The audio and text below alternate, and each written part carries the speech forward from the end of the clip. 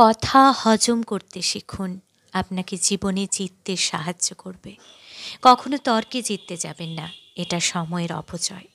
আপনার প্রতিপক্ষকে জিততে দিন। আপনার প্রতিপক্ষ যদি খুশি হয় তাহলে আপনি একটু হাসুন। কখনো কখনো জিততে হলে হারতে হবে, আর আপনার আজকের এই হারই আপনার জন্য বড় জয় এনে দেবে। হারতে শিখুন, সব জায়গায় জিততে নেই, এটা বোকামি। কথায় কাজ হয় না, তাই কাজ শুরু করুন নীরবে। আপনার কাজই কথা বলবে। আপনাকে যারা বিশ্বাস করে না তাদের চিন্তা বাদ দিন, নিজের প্রতি বিশ্বাস রাখুন। এটি আপনাকে সবার মাঝে বিশ্বাসী করে তুলবে। আপনি অনেক কিছু পারেন, কি দরকার তা সবাইকে বলে বেড়ানোর? যার দরকার সে আপনাকে এমনিতেই খুঁজে বের করবে।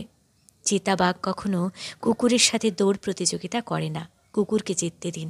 আপনি চিতাবাঘ তা বোঝানোর জন্য সঠিক সময়ের অপেক্ষা করুন। ভগবান নিশ্চয়ই ধৈর্যশীলদের সাথে আছেন।